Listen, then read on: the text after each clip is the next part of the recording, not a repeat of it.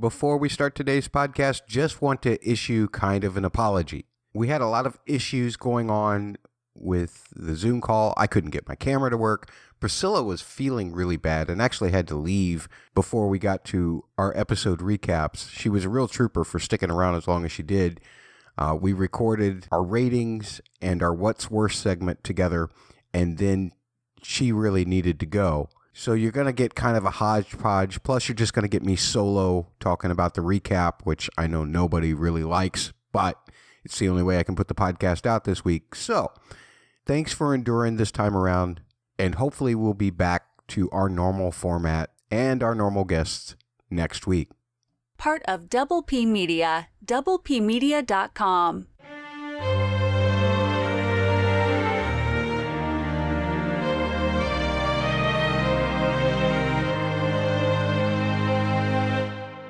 Welcome back to Bustin' Blockbusters. My name is Matt Murdock. I am joined once again by Priscila TV, the YouTuber. You can't see our faces today. We're giving you only pictures because I have camera issues. She has issues with being on camera. So there you go. That's what's going on there. So we're talking about season 1, episode 6, Udûn, I think is how you say that, written by Nicholas Adams, Justin Doble. Gosh, everybody wrote on this. The showrunners, J.D. Payne and Patrick McKay, and it was directed by Charlotte Brändström. So big crew at the head of this particular episode. Priscila TV is, of course, a place that you need to visit. We want to make sure as we introduce her that we tell you, go to her YouTube channel. She's putting out her own reviews of these episodes and appearing with, how is that said, Priscila? Universo 42. Okay. On Saturdays. So, every weekend. So you get 2 appearances from her on top of this appearance every week on YouTube. Be sure to look those up. You'll have the URL in the video right now and in the show notes. I want to rate this episode, Priscila, but I want to hear your rating first. What would you give this episode on a scale of 1 to 10? Well, Matt, I'm giving 9.6 double Vs. Double Vs? Yeah, Vaporous Volcano. So, yeah, apparently Addai, he cares too much about the orcs, so much that he wants to give this brood of adorable orcs a place to call home. And as we are going to see in this episode, that involves a volcano, basically. So it was a great episode. Not there was not even one scene that felt out of place, in my opinion. Mm-hmm. I just had to subtract 0.2 points because though they made it clear they were going after the remaining orcs to clean up the lands at the end, they made it seem like those only 2 villages were the whole Southland. So it was a little bit, it felt a little bit contained there. Mm. And I will detract another 0.2 because I was very hungry when I watched. It was before my breakfast, so I was kind of grumpy. Well, I think that Addai is what you call one of those extreme environmentalists who tries to tip things to the point to where it's so good that it ends up causing more destruction, because that volcano was a little bit destructive there at the end. As you called it last week, and maybe in prior weeks also, you said you thought that hilt was part of a key to do something, to activate something, and you even mentioned that it might wake up Mount Doom, and it seems that it has. So congratulations to you for getting something right. Oh, thank you. I mean, not that you've been wrong about anything, but this one stood out. You predicted it way before it happened. So I was very close to your score. Just a decimal point underneath. I went 9.5 out of 10 double H's. Double H's? Yeah, hilt hoaxes. Because there were some really convenient things in this episode, but I couldn't find much of a way to deduct for those because it was such a good episode. I might have gone all the way up to a 10 if it hadn't been for the fact that it's a couple of those things, like the fact that the hilt switch just seemed completely out of the blue, and I didn't see any point where Waldreg and Addai could have done that. Oh. And there were a couple of other things about, like the Numenorians showing up at just the right moment and all that. But it's nitpicking, so I'm not really going to worry about that. Otherwise, that horse chase sequence with Adar and Halbrand and Galadriel is one of the best horse sequences I've ever seen in my entire life. It was amazing filmmaking. I'm not exactly sure how they did that. Don't care. It just made me super excited. Really excellent.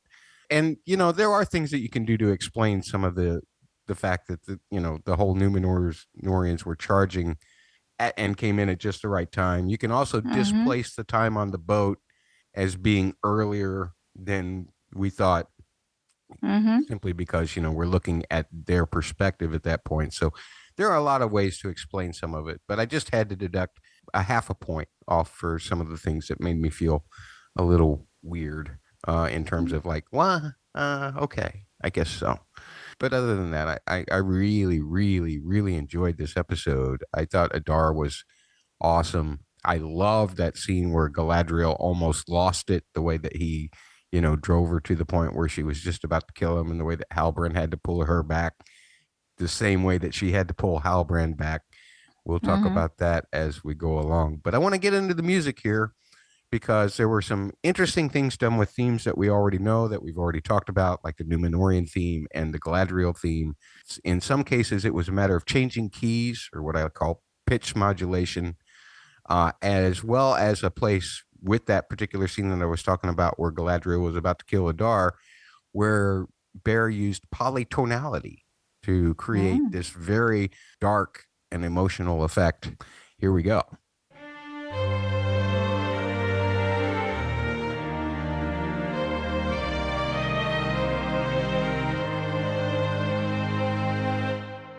One of the things that a composer can do to make scenes more epic or to make scenes darker is to use a couple of techniques that we call pitch modulation, which essentially just means changing keys, and polytonality, which actually means playing two keys at the same time. Now, pitch modulation can be used just to propel a scene forward, while polytonality, as you might imagine, to our ears, typically is to create a tense situation or something to that effect, because our brains just aren't used to hearing two pitch centers at the same time. Naturally, when notes from one part collide with the other and they don't really fit together, that creates dissonance. And I'm going to use a couple of themes that we've already talked about, just so you're familiar with those sounds already, that were employed in this particular episode using each of those. And we'll start with pitch modulation. Now, as I said, pitch modulation is just changing keys, usually. And often what that does is it makes the second part more prominent or helps the second part to propel a scene forward. And that's what happened when the Numenor horses were charging over the hill and we saw all of that.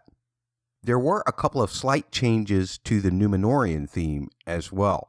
Just to refresh your memory, here's what the Numenorian theme sounds like.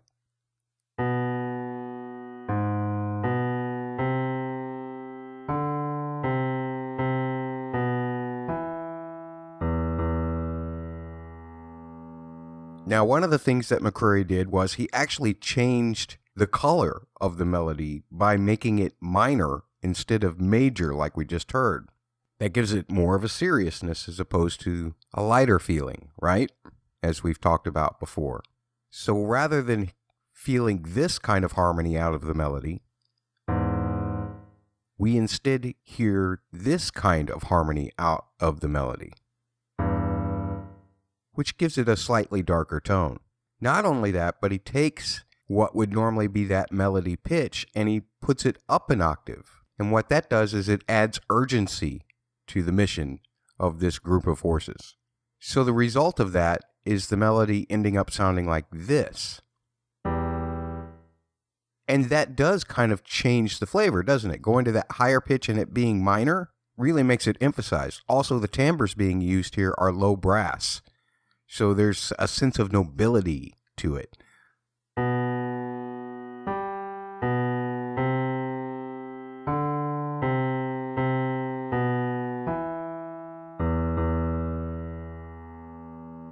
Then as we see Galadriel is leading the charge, we hear her theme.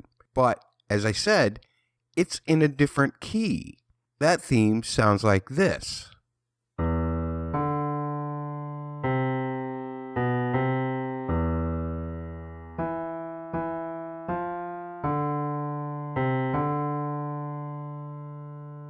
And both melodies are played over this really nice rhythm that gives everything a sense of urgency too. Subdivisions of 16th notes, and if you just think about it, you get 16 of those per measure, or that many notes per measure. So when we subdivide things, the more we subdivide it, the more exciting it is. And this way, he not only emulates kind of the galloping of the horses, but he also gets our heart pumping. Why are they racing? Well, who are they racing to? And as it turns out, of course, they're racing to save the day. But we don't really know that at that point yet. So the 16th notes are important in order to raise our excitement for it, which helps actually set up their arrival later on. And what he does is he uses that same figure, which connects both the Númenórean phrase and the Galadriel phrase, and he just connects them by changing the notes underneath in order to seamlessly transition from the E minor key to the A minor key. The end result is really awesome. It sounds like this.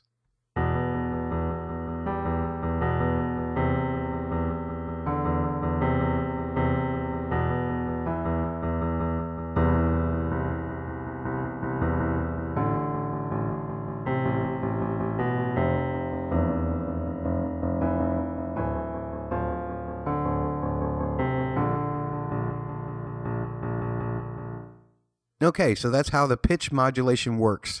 Let's now talk about the polytonality. Again, we will use Galadriel's theme, and this is during a scene where she starts to threaten Addai about killing all of his relatives and then killing him. And then he notes how dark she's become.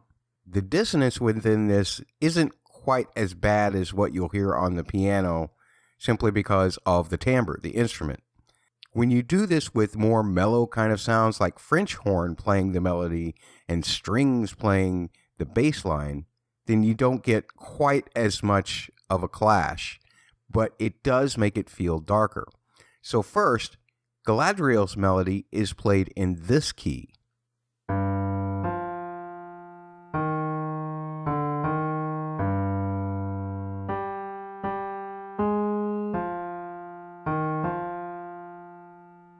And you can feel where that key center is, but Bear throws you off by placing a bass note underneath that doesn't fit that key at all.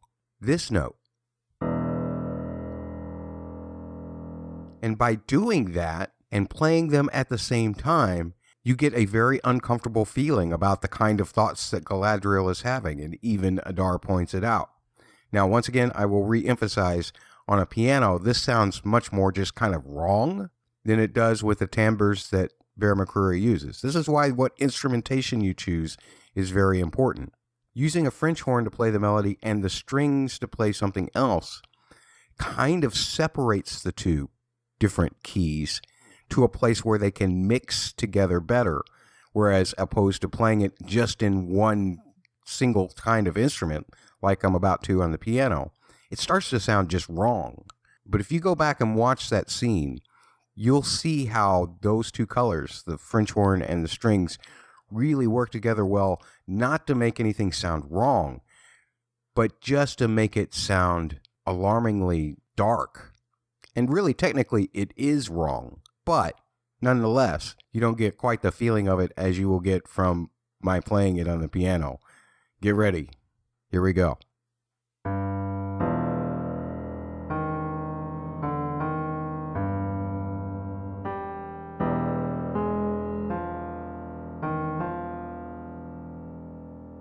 Trust me, those are the exact pitches that are being played during that scene when Galadriel starts to make her threat. And it is a perfect example of how polytonality can make you feel uncomfortable. We're uncomfortable that Galadriel is speaking in this dark way. Even Addai is uncomfortable. But those are some wonderful ways that music can propel a scene forward or really change the emotional context for us. Let's get to our episode recap right now.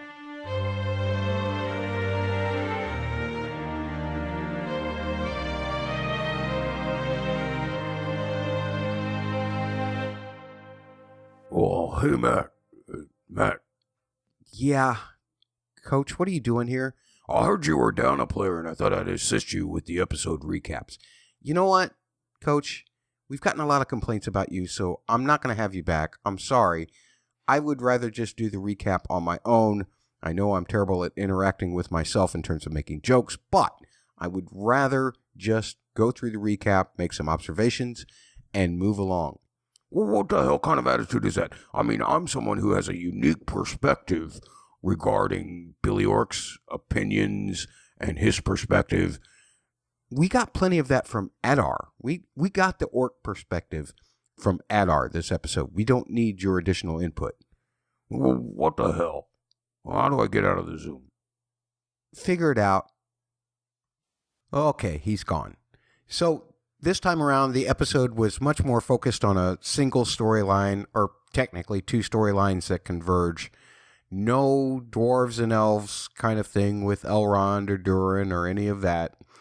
No Harfoots this time around either.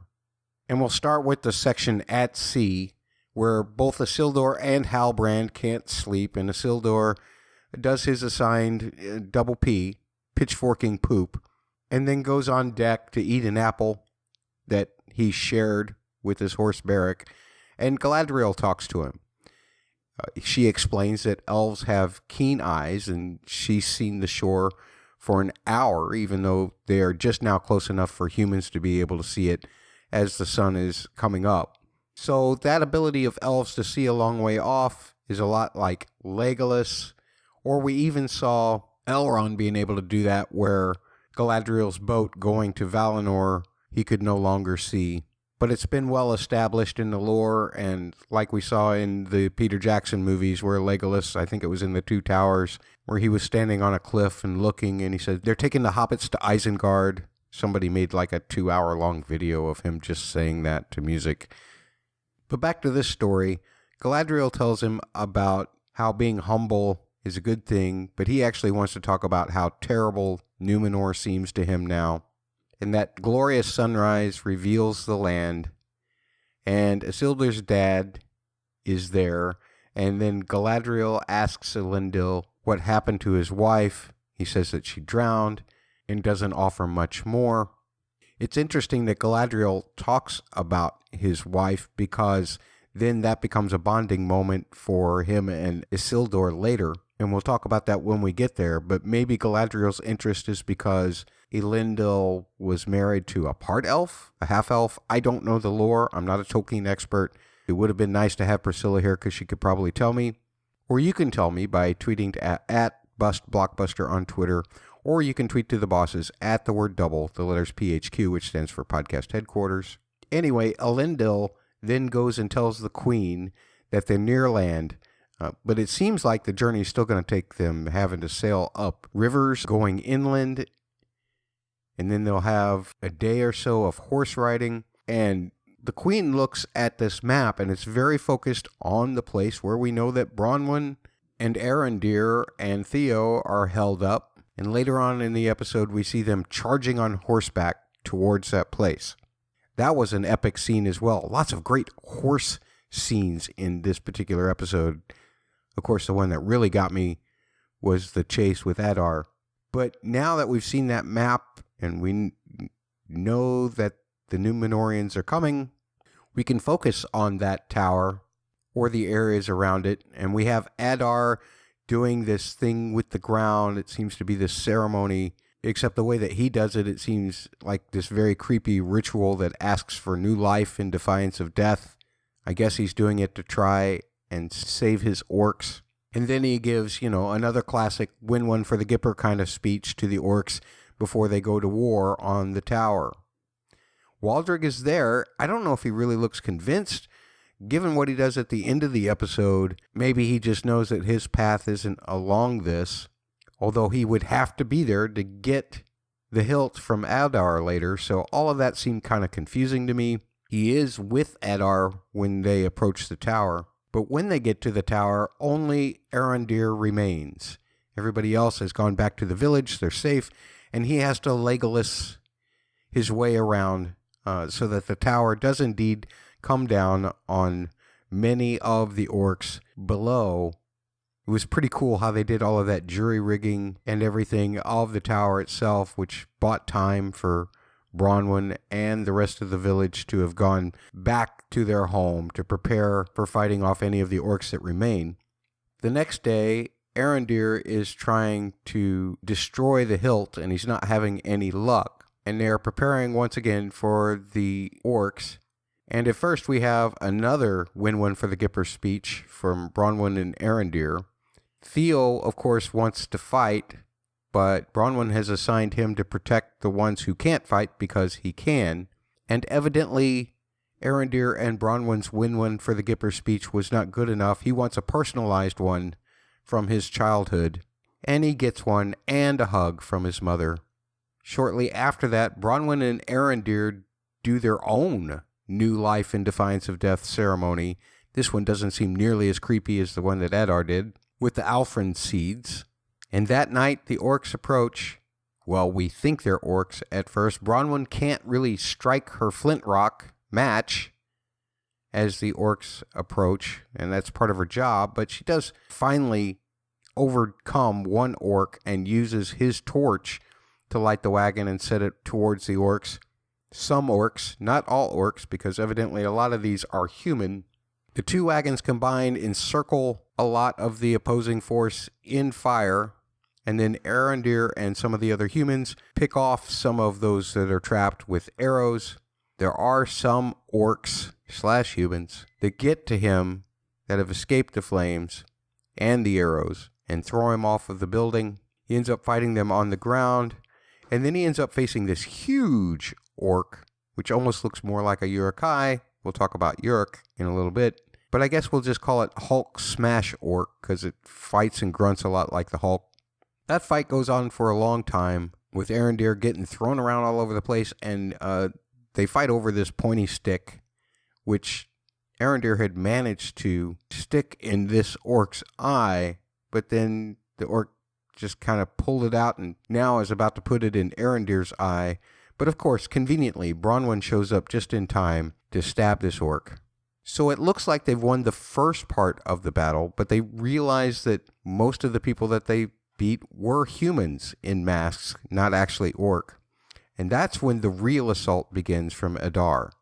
Arrows come flying down, many people are killed, Bronwyn is hit with an arrow, and all of the humans and Arondir are forced to fall back into the cavern where Theo is.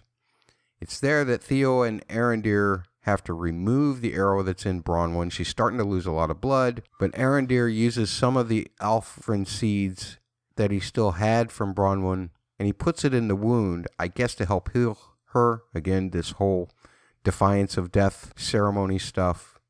And then Theo has to use a hot poker to cauterize the wound to stop the bleeding. Looks like she's going to die. Looks like she's dead. Magically, she wakes back up. The Alfrin seeds did their work. Then the orcs invade the tavern itself and pretty much overtake everybody, hold everybody hostage. Addai tells Arondir to give him the hilt, or he's going to kill the rest of them. And Theo, in an act of desperation, gives up the hilt in order to save his mom. But then that charging force of Númenóreans that have been riding on horseback that we saw earlier arrive just in time. They start overtaking the elks. The sun is starting to come up. Some of the elk orcs don't seem too affected by that. Although when they're taken prisoner, they are put in the shade, and Galadriel does use that as a threat later. Lots of cool horse stuff in this episode. Some of Galadriel doing equestrian acrobatics as she's fighting these orcs. Valandil, who is Isildur's friend, also fighting very well, has to end up saving Isildur's other friend, Antemo. I think that's how you say his name. Elendil's in the fight too. He's about to get killed, and Halbrand ends up saving him. And Isildur is sent by the queen to join in the fight himself as she stands safely on a hill, as she should. She's the Queen Regent. She shouldn't be involved in any of this, although the orcs missed a golden opportunity in taking her. Addai, who evidently has the hilt at this point, takes off on his horse. Galadriel chases Addai after Arondir. Geez, that's a lot of A's. Tells her that he must not get away with that hilt. Halbrand sees the chase starting and he joins in as well. And as I said earlier, man, what a fantastic horse sequence this is as they are, riding and racing against Addai. I didn't understand how Halbrand got in front of him. Seemed awful convenient, but nonetheless, just the shots of them running those horses through those woods were completely breathtaking. Even better than the Arwen sequence in The Fellowship of the Rings, where that was a really neat chase sequence as well, and great horse work there. This just takes the cake. And as I said, Halbrand conveniently has been able to circle around Addai and manages to trip his horse up, which dehorses Addai, and then stands over him and asks Addai if he remembers him, but Addai doesn't, and Halbrand is about to kill him when Galadriel has to stop him and talk him down. So now I'm wondering, what is this past between Addai and Halbrand? What did Addai do to, I'm suspecting, Halbrand's family? Simply because Addai brings that up. Seems to be a thing that Addai does often. So that's his first guess as to what he did. So it might be something like that. But now he's captured, and as the village is being cleaned up, Valandil and Isildur are getting assigned to go on a trip into the mountains to round up the rest of the orcs. But Antamo is going to evidently desert this expedition and stay behind in the village. He wants to check out what farm life is like. Probably good, because he's not much of a fighter anyway. All the while, Galadriel starts to interrogate Addai about where Sauron is, and she calls him a Moriandor, I think, translated to Son of the Dark, one of the first orcs. These are the perversions of Morgoth taking elves and transforming them into orcs. But Addai uses this term, Uruk, and of course we know of the Uruk Hai that were created by Saruman, that end up pursuing the hobbits in the Fellowship of the Ring and all throughout the course of the series, really. So it's interesting to make that connection between Addai himself, who seems to be somewhat of this distorted elf, and the Uruk themselves that Saruman later creates. Anyway, Galadriel asks Addai directly where Sauron is, and he tells her about all of the dark spells that Sauron tried, which evidently failed, back at that ice fortress that we saw in the first episode that Galadriel was actually at, and she saw the results of some of those experiments. And then Addai basically says that he killed Sauron for hurting his children, the orcs. Of course, the orcs call him father, and she does not believe him. She goes through a whole twisted thing about revenge where she tells him, that she's going to kill all of his children before killing him. And the tone is so dark that Addai actually points out that it's dark as well. He's really enjoying the fact that he's gotten to her in this way. That's the music that I was talking about in terms of the polytonality, if you listen to the music segment. And as Galadriel is about to slice Addai's throat, this time Halbrand actually returns the favor to Galadriel and stops her from killing Addai. And then Addai asks the same question that we are asking regarding Halbrand. Who are you? But Halbrand ignores Addai and follows Galadriel. They go into the woods. They have a talk. It was a very lovely talk. It was a talk about letting go of the past and making a connection that ends up getting interrupted by a summoning from the queen. But I really like that scene, the way they were talking about how they have to let go of their darkness and try and pursue this mission in the name of the light. But Queen Muriel's summoning turns out to be just really to introduce Halbrand to Bronwyn. Here he is, the king that was promised, according to Bronwyn, or at least she asks. That's very A Song of Ice and Fire. Again, I'm not a Tolkien expert, so I can't really comment on this directly, but I don't know that there's anything in any of the stories that indicates a king that was promised. I suppose, if you're looking at it from the perspective of like the prologue of Lord of the Rings, The Fellowship of the Rings from Peter Jackson, you could think that maybe the king that was promised is the one who will defeat Sauron. So would that be Isildur, perhaps? At any rate, Halbrand acknowledges that he is at least a king. He acknowledges that he is the king that was promised, which is kind of weird. I mean, how would he know? Then Galadriel, who has gotten that hilt from Adar, or at least the package that Adar was carrying. Again, I'm not sure when this switch happens or whatever, but she gives the package back to Arondir without even looking at it. She doesn't even, he says, it's evil, he can't get away with it. She doesn't even want to know what it is. I mean, they could have found out that it was just an axe at that point. Why isn't anybody doing any curiosity thinking about things? Why isn't anybody exploring questions? And what's even worse is Arondir doesn't look at it either. He just gives it back to Theo, the guy who's addicted to it. And Theo says that he does feel lost without it. And Arondir encourages him to give it to Númenor to toss back into the sea. And I think that Theo is about to agree with this. I'm concerned about his addiction to this thing. But he unwraps it to look at it, and yes, it's just an axe. So Waldreg ended up getting it somehow from Adar after Adar had it. Now granted, Waldreg, being a human, may have been able to walk amongst the other humans and the Númenorians without being noticed and get the hilt from Adar. But the people who were in the tower would know that Waldreg left to go serve Adar. So you would think they would recognize him. He obviously was a leader before. They would recognize him. A lot of this, it just seems, again, really convenient. Throw on top of that the fact that he wasn't killed by the collapsing tower. But at any rate, Waldreg has the hilt. We see him off somewhere where he uses it to slide into a certain rock that ends up breaking a river dam, causing a flood through all of these tunnels that the orcs have been building. So these tunnels that have been built by the orcs weren't just for them to travel around during the daytime. They were made as a place where the water would flow to. We see water coming up out of the ground all around the village and everything where those tunnels are dug. But the water is flowing to a mountain that is evidently also a volcano.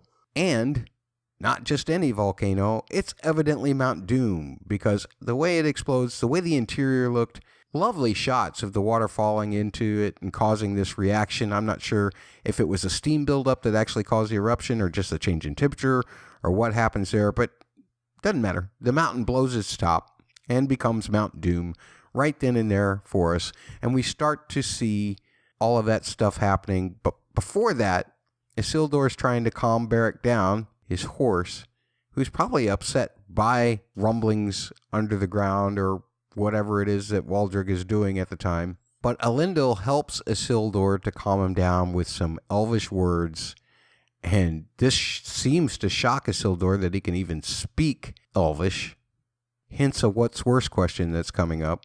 But he's even shocked more about the fact that Elendil seems to know about the bond between a horse and its rider, at least in the Westerlands of Númenor, where evidently Beric is from.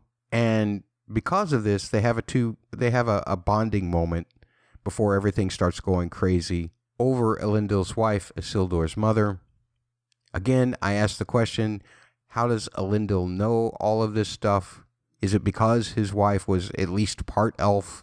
Again, I'm not a Tolkien expert, so if you are, please write into me, and that way we'll get to the bottom of that. And the episode ends with that volcano, and I don't know if it's the pyroclastic flow or not, but if it is a pyroclastic flow, I don't see how anything could survive it. We see it moving towards the village. We see people running away. Halbrand's trying to get people behind a wall, evidently. Like, that's going to help if it's a pyroclastic flow. But nonetheless, Galadriel stands there, watches it. I'm not sure if she's accepting her own death or if she's concentrating on some way to survive. As we know, Galadriel must survive this in some way because she shows up 1,000 years later with hobbits and that kind of thing. So we've discussed the episode completely now. Priscilla, what do you think about this episode in terms of situations that might be worse for one another. That's what we like to call what's worse in this particular episode, where you will ask me a question and then I will pick an answer, and then you will have to argue the opposite. What's worse? Priscilla, what is your what's worse question? So, Matt, what's worse, being constantly asked about your former boss, or not remembering what did you do against the guy who is about to kill you? Oh, boy. I'm going to say being asked about your former boss, because there's nothing more annoying than not getting credit for things that you actually did, and everybody crediting the guy who's already retired. He already got his boat. He's out in the ocean. It's kind of like Bubba. He's already out in the ocean, sailing on a boat or going on a Star Wars Galaxy cruise, just like Bubba, who spent an enormous amount of money to go to that Star Wars Galaxy adventure thing this week. You know, he's not my former boss yet, but someday he will be. And I know that every time people see me, they're still going to talk about Bubba instead of, the wonderful musical analysis that I did for all of his podcasts. And I'm really just, I'm upset already. I'm looking years into the future and I'm already upset. Bubba, it's all your fault. I hate you. No, I don't really hate you. But being constantly reminded about Bubba always gets me going. So what are you going to say to that? Well, I think if you're going to die, you at least would want to know the reason you're dying, right? So not remembering what caused this person, this man, to hate you so much that he is really into killing you, that's not only annoying, but you supposedly living your last moments, so you would want to make sense of it. So I think it's worse. Okay. Well, I'm going to poke holes in that right now. I know I'm not supposed to have a rebuttal, but I think it's worse being the guy who's not remembered. Right? Because the guy who's not remembered is like, look, I want to kill you. And he's going, well, what for? You want to kill this guy because he did something horrible to you and he doesn't even remember you at all. He doesn't remember why you want to kill him. I think that's actually worse than not remembering what you did to the guy. I want to ask you a real quick question here, and then we'll put our third one on the poll. But what's worse? Having to admit to your elf future stepdad that you are addicted to an evil object, or finding out that someone who switched out that object that you're addicted to did so out from underneath both yours and the elf's noses? Well, I think having to admit any addiction to your stepdad is troubling. So I would say this is worse. In this case, to you, he's already taking big steps towards his recovery, but this puts a lot of pressure in this new relationship that he has with his stepdad. So I think it's the worst part. Okay, I think you're completely wrong, and here's why. You're addicted to this thing. You're addicted to heroin. You've got a bag of heroin, and somebody can sneak it out from you. I mean, that's just completely awful. I mean, you need your fix, man. You need your fix, and it's been taken away from you.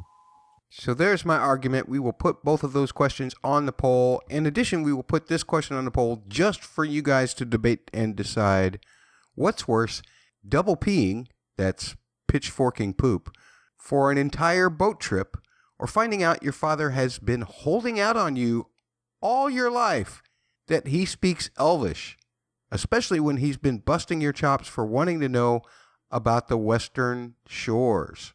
So you guys parse that one out. I'm not going to give the results from last week. They were terrible for me, and it's embarrassing. Priscilla won them all by a lot. In fact, her smallest margin of victory was 63 to 37%. So I just don't even want to talk about it anymore. Oi, can we get the feedback out of the monitors, please? We do have just a little bit of feedback, even though it's not about the Lord of the Rings. This is pertaining to my particular podcast. This came in on YouTube recently for the Doctor Strange Multiverse of Music video that I did from Joe Motion Studios, who has a lot of subscribers and lots of great videos. You might want to check them out. Joe Motion Studios says, This was an absolutely amazing analysis, and I loved it. Please do more of these. Well, Joe Motion Studios, if you happen to be watching this or listening to this, I really appreciate it, first of all. Second of all, if you want to check out more musical analysis, please check out any of the Parsec Passion videos that they have on their YouTube, or you can check out multiple things that they do on the Double P where I have contributed some musical analysis, although not an entire long video regarding that, but still lots of stuff in 10-minute segments, sometimes as little as a 5-minute segment where I don't ramble quite as much. Thanks for joining us. Really appreciate everything. As I said up front, we had a really weird herky-jerky kind of recording session. Lots of things were going on, so we apologize for that. We'll be kind of back to our normal format, hopefully next week, where you'll hear more from Priscila TV. By the way, be sure to check her out. Check out her YouTube, where she will be putting up reviews herself. You can get the URL on the YouTube right now or in the show notes. She also appears with another YouTuber on Saturdays live, and we'll put that link in the show notes as well. As for this podcast, we want to hear from you. Tweet to @BustBlockbuster on Twitter. Send emails to mattsaudioblog@gmail.com, mattsaudioblog@gmail.com. You can leave comments at our website, mattsaudioblog.com, or especially, we want you to subscribe to Double P Media's YouTube. Go to youtube.com/c/double, the letter P, the word media there. And if you want to talk to Bubba about the fact that I ratted him out about, I feel like he spent way too much money on the Star Wars Galaxy thing, then you can tweet to @double, the letters PHQ on Twitter, or you can find them on Facebook, facebook.com/double, the letters PHQ. And you can find everything that Double P Media does on their website, the word double, the letter P, the word media.com. This has been Matt. Take care.